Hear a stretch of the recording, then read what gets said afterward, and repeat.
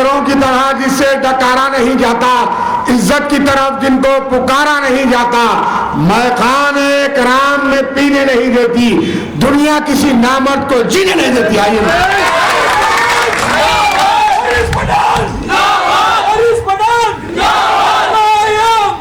बिस्मिल्लाहिर्रहमानिर्रहीम। दायस पर तशरीफ फरमा कायदीन मजलिस, यहाँ के हमारे कॉर्पोरेटर समद बिन अब्दाद साहब, उनके बेटे जो अभी आप यहाँ से खड़ा किया है मजलिस इत्तेहादुल मुस्लिमीन ने, और तमाम लोग जो यहाँ मौजूद है, मेरे बुजुर्ग दोस्त भाई अहबाब, आज का ये जलसा एक इंतखाबी जलसा है। मजलिस इत्तेहादुल मुस्लिमीन ने आपके बीच में 21 साल के नौजवान लड़के को इस उप्पू गोला से ठहराया है। नया फ्रेम, नया फोटो। जब मजलिस इत्तेहादुल मुस्लिमीन 2 साल पहले महाराष्ट्र में आई असेंबली का इलेक्शन लड़ने के वक्त, उस वक्त भी लोगों ने ये कहा था कि मजलिस आई है, फला यूं है, वो वारिस पठान को खड़ा कर दिए है बाइकल्ला से, और 15 दिन का वक्त है, क्या कर लेंगे लोग, नए नए पॉलिटिशियन में कुछ समझ में नहीं आ रहा है। काफी बातें हुई। आपके हैदराबाद की टीम पूरे बाइकल्ला में आकर रुकी थी, मुझे याद है समझ भाई 20 दिन तक। उस टीम की मेहनत, मेरे कायदीन की मेहनत, अल्लाह सुब्हानहू तआला का करम कि आज आप ही जैसे दोस्त भाई अहबाब, मेरी माँ बहनों ने बाइकल्ला कॉन्स्टिट्यूएंसी, जो मुंबई की नाक कहा जाता है, सेंट्रल मुंबई की, वहां जो अपने आप को बड़े बड़े धुरंधर समझते थे, बीजेपी के वरिष्ठ नेता, कांग्रेस के 2 टाइम सिटिंग एमएलए, उन सबको 15 दिन में मजलिस इत्तेहादुल मुस्लिमीन की ताकत ने हरा के फटकार के आज वारिस पठान को आपके सामने लाके खड़ा किया। यह है मजलिस इत्तेहादुल मुस्लिमीन की ताकत और यह है मजलिस का पावर। आज आपके बीच में वापस वही सिचुएशन आ गया है, उसी पोजीशन में है, लोग बात करने लग गए हैं कि मजलिस ने एक छोटे बच्चे को लाके खड़ा कर दिया है। अरे मैं कहता हूं कि ये बच्चा ऐसा पछाड़ेगा उनको, मैक्सिमम मार्जिन की वोट से जीत के आएगा। ये हमको गौर करना है, हमको ध्यान रखना है कि आज कुछ फिरका परस्त ताकतें जो है देश में, पूरी तरह से मुसलमानों को खत्म करने की कोशिशें कर रही है। जब से बीजेपी की सरकार सत्ता में आई, क्या हुआ देश में? आप तुअर का दाल का भाव देख लो, टोटल पूरा महंगा हो गया है।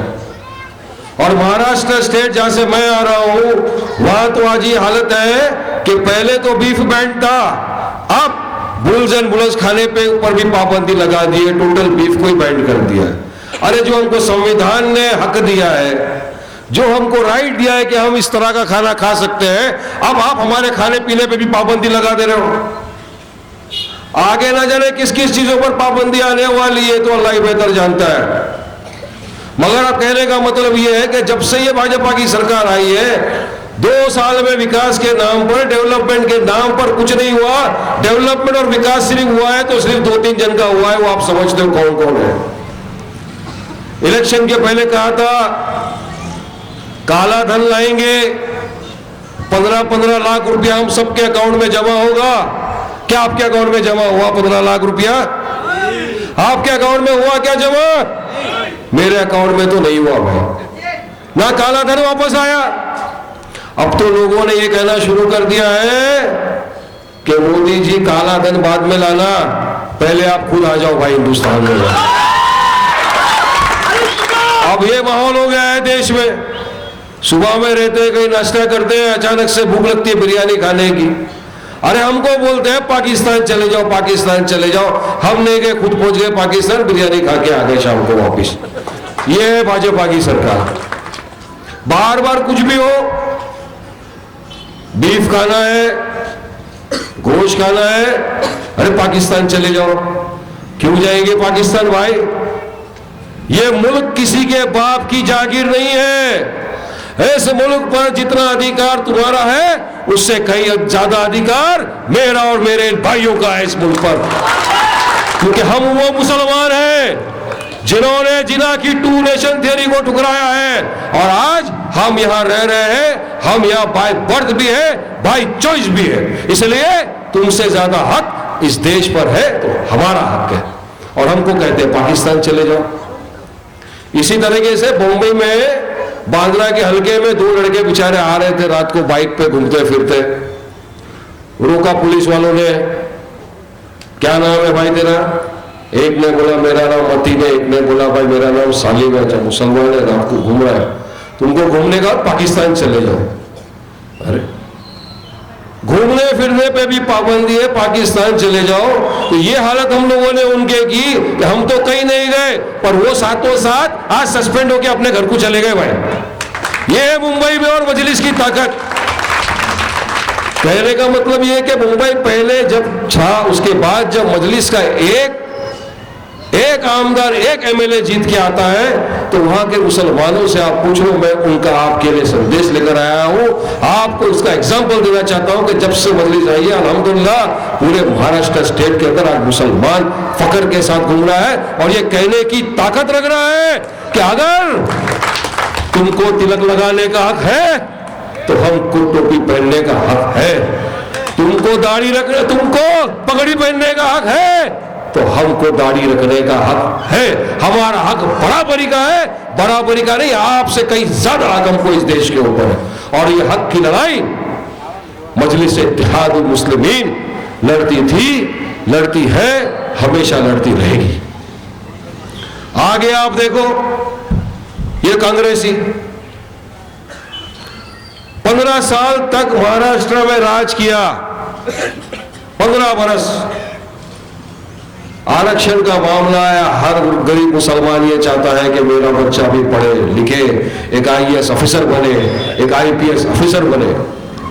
3 कमेटी की रिपोर्ट थी सामने, सच्चर कमेटी की रिपोर्ट थी, महमूदुर रहमान कमेटी की रिपोर्ट थी, रंगनाथ मिश्रा की कमेटी की रिपोर्ट थी। तीनों कमेटी की रिपोर्ट सामने पेश की गई थी। तीनों ने कहा था कि महाराष्ट्र का जो मुसलमान है, जो महाराष्ट्र का दलित है, वो पिछड़ा वर्ग है, उसको आरक्षण यानी रिजर्वेशन मिलना चाहिए।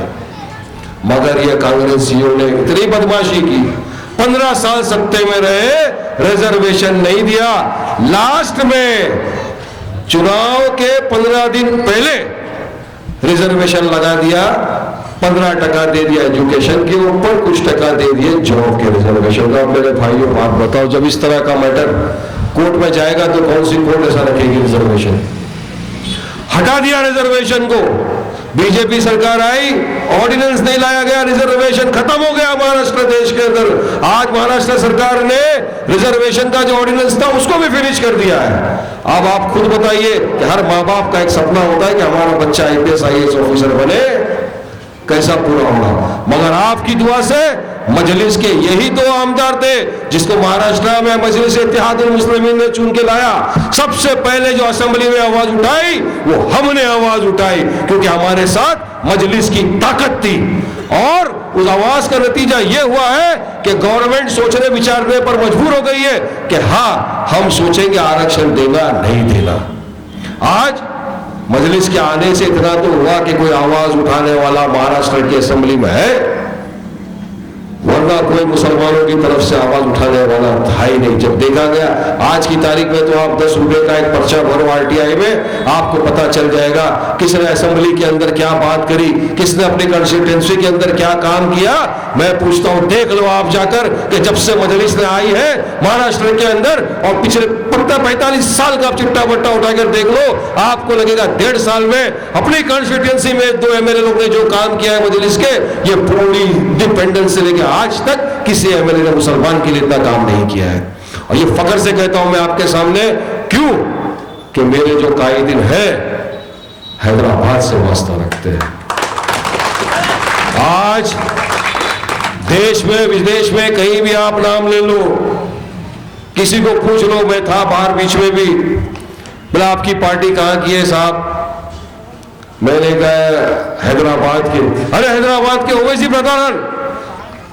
हाँ, क्या बात करते हैं साहब, वो लोग तो मुसलमान की कौम की आवाज है, कौम की नाक है। आज ये बात की जाती है इस देश में नहीं, विदेशों में। मुझे फख्र है कि मैं ऐसी पार्टी के साथ, ऐसी जमात के साथ जुड़ा हुआ हूं कि जिसका कायदीन एक मर्द मुजाहिद है। मैं आपको एग्जाम्पल देना चाहूंगा कि एक बेगुनाह को फांसी की सजा सुनाई गई थी, उसको फांसी देने जा रहे थे, सारा देश खामोश बैठा था, बड़े बड़े माइनॉरिटी के चेयरमैन और माइनॉरिटी के मंत्री चुपचाप बैठे थे। उस वक्त एक आवाज बुलंद हुई, वो आवाज थी मेरे कायद जनाब बैरिस्टर असदुद्दीन ओवैसी साहब की आवाज थी, जिन्होंने हक की लड़ाई लड़ी, एक बेकसूर मुसलमान की लड़ाई लड़ी, एक बेकसूर मुसलमान जिसको फांसी पे चढ़ाया जा रहा था, उसके लिए हक की बात की लड़ाई लड़ी थी। ये है मेरा कायदीन और ये है मेरी जमात मजलिस इत्तेहादुल मुस्लिमीन। मैं इस जमात से वास्ता रखता हूं मेरे भाइयों, मेरे बुजुर्गों। कहने का मतलब ये है सिर्फ आपके सामने, आप तो हैदराबाद के हो। जब मुझको आकर हैदराबाद की टीम मुंबई से जिता सकती है बाइकल्ला की नाक से, तो आप तो यहाँ हो, या तो आपको किसी और को आने ही नहीं देना चाहिए। यहाँ के लोग काफी उठा के फेंक दो पछाड़ के, इस तरह पछाड़ोगे दूसरी बार तुम्हारी गली के बाहर कोई नहीं आए भौंकने के लिए, कुत्ता आप भी आएंगे।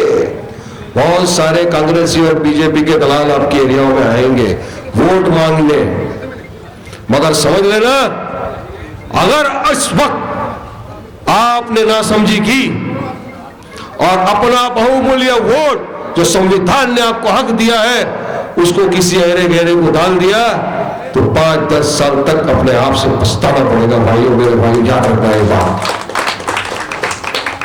मुझे गालिब का एक शेर याद आ रहा है, इस वक्त मैं कहता चलूंगा आपके सामने कि जिंदगी भर यही गलती करते रहे गालिब, जिंदगी भर यही गलती करते रहे गालिब, धूल थी चेहरे पे और आईना साफ करते रहे। ये होगा हमारे साथ अगर अब हम नहीं सुधरे तो। हमको चाहिए कि हम इत्तेहाद पैदा करें। हम में कमी अगर कोई है तो सिर्फ एक इत्तेहाद की कमी है, क्योंकि हम इत्तेहाद नहीं पैदा करते हैं, इसलिए लोगों को मौका मिल जाता है। अरे ये लोग तो आपस में इतने बिखरे हुए हैं, एक छोटा सा पेज डाल दो आपस के अंदर बिखर जाएंगे, दूसरी पार्टी को जिता देंगे। मगर नहीं, इस वक्त मैं जो देख रहा हूं वो ये है कि मेरा हैदराबाद का मुसलमान भाई काफी समझदार हो चुका है। इतने बरसों में वो समझ गया है कि मुझे किसको चुनाव में जिताना है, कौन मेरे बच्चों का विकास कर सकता है, कौन सी ऐसी पार्टी है जो मेरी हक की आवाज बुलंद कर सकती है। ये मेरा हैदराबाद का भाई बहुत अच्छी तरह से समझ चुका है इतने बरसों के अंदर। और आपने खुद ने देखा होगा कि अपने एरिया का उपघोड़े का अगर आप देख लो तो समद अब्दाद साहब आपके कारपोरेटर थे। अल्हम्दुलिल्लाह मैं समझता हूं कि इतना जो विकास चंद्रायन गुप्ता और यहाँ पर हुआ है तो पूरे हैदराबाद के अंदर कहीं देखने को नहीं मिलता है, क्योंकि ये कॉन्स्टिट्यूंसी मेरे कायद अकबरुद्दीन ओवैसी साहब की है। इस कॉन्स्टिट्यूंसी का कारपोरेटर है मेरा भाई समद बिन अब्दाद साहब है, और इंशाअल्लाह आपकी दुआ रही तो बहुत जल्द फहाद बिन अब्दाद भी आपकी इस कॉन्स्टिट्यूंसी का कारपोरेटर बनेगा, आपके साथ खड़ा रहेगा और आपके कांधों से कांधे मिलाकर काम करेगा, क्योंकि जवान है, पढ़ा लिखा है।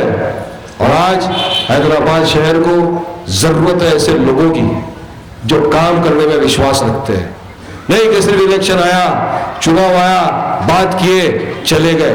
नहीं, ये वो शख्स है आपके अपने बीच में रहकर आपकी तकलीफें इसको पता है, क्योंकि ये आपके अपने बीच का शख्स है। इसको पता है कि इस इलाके में डेवलपमेंट की जरूरत है, इसको पता है इस इलाके में किस काम करने की जरूरत है। इंशाअल्लाह ये वो शख्स है। वारिस पठान जुबान देता है यहाँ पर खड़ा होकर मजलिस इत्तेहादुल मुस्लिमीन की तरफ से कि कोई भी मेरा उपघोड़ा का भाई आवाज देगा तो रात को 2 बजे फहाद बिन समद अब्दाद आपके बीच में खड़ा होगा आपका काम करने के लिए। मेरे भाइयों, बुजुर्गों, दोस्तों, डेवलपमेंट, विकास, ये सब की बात काम करना है। मजलिस की ताकत को मजबूत करना है। मजलिस की ताकत मजबूत होना, बैरिस्टर असदुद्दीन ओवैसी साहब और जनाब अकबरुद्दीन ओवैसी साहब हमारे कायद की ताकत को मजबूत करना, उनके हाथों को मजबूत करना। अगर जमात मजबूत होगी हम मजबूत होंगे। फिर किसी माइकल लाल में इतनी हिम्मत नहीं होगी कि वो बोल सकेगा वारिस पठान को कि जाओ पाकिस्तान जाकर दिखाओ। आज किसमें हिम्मत है, बोल के दिखाओ। मेरे साथ पूरी जमात है, मेरे साथ पूरे हिंदुस्तान का मुसलमान और दलित तबका है, एक आवाज पे खड़ा हो जाएगा और बताएगा तुमको तुम्हारी औकात क्या है। किसमें हिम्मत है आज बोल के दिखाए वारिस पठान को जाके दिखाओ पाकिस्तान। मैं जवाब दूंगा, जवाब देने की ताकत रखता हूं, क्योंकि मजलिस का आमदार हूं, मजलिस के साथ जुड़ा हुआ हूं। यह है मजलिस की ताकत भाइयों। हमको इस ताकत को मजबूत करना है ताकि आने वाले दिनों में, आने वाले वक्त में हमारे जो बच्चे वो हमसे सवाल नहीं करें कि अब्बा ये ऐसा क्यों हो रहा है, क्यों हमारा विकास नहीं हो रहा है, क्या हमसे गलती हो गई। वो जवाब नहीं देना, उनको ये कहना है कि बेटा विकास हुआ है, क्यों डेवलपमेंट हुआ है, क्यों, क्योंकि हमने मजलिस इत्तेहादुल मुस्लिमीन का साथ दिया था, इस वजह से आज हम आगे। ये बात होनी चाहिए भाइयों बुजुर्गों दोस्तों। मैं आपसे दरखास्त करूंगा 2 फरवरी के दिन आपकी इस कंस्टिट्यूंसी में हैदराबाद में बल्दिया की इलेक्शन से हर इंसान जवाबदारी के साथ अपने अपने घरों से आकर अगर सुबह सुबह में वोट डाल दे, अपने घर वालों को लाकर, अपने पड़ोसियों को लाकर, अपने मोहल्ले वालों को लाकर अगर वोट दे दिया तो इंशाअल्लाह ताला आपके एरिया से आपका अपना भाई, आपका अपना बच्चा कॉर्पोरेशन में जाके जीतेगा। और इंशाअल्लाह इसी तरह अगर पूरे हैदराबाद में किया, जो कि लग रहा है मुझे इंशाअल्लाह होने वाला है कि अल्लाह ताला ने हमारी सुनी, अल्लाह ताला देख रहा है, हक का साथ हमेशा उसने दिया है कि इस वक्त भी शहर हमारा होगा, मेयर भी हमारा होगा इंशाअल्लाह। तो मैं आपसे सिर्फ इतना ही और कहना चाहूंगा, वक्त की किल्लत है, मुझे कहीं और भी जाना है। इस वक्त जो जमहूरियत में, डेमोक्रेसी में, संविधान ने आपको हक दिया है वोट डालने का, वो अपना हक जाया न करें। प्लीज कौम की खातिर, जमात के खातिर, अपने खुद के खातिर खुदा मजलिस इत्तेहादुल मुस्लिमीन को वोट दे, पतंग पे मोहर लगाए। मजलिस की कामयाबी में ही आपकी कामयाबी है, ये अपनी जमात है, किसी और की जमात नहीं है। शुक्रिया, अस्सलाम वालेकुम।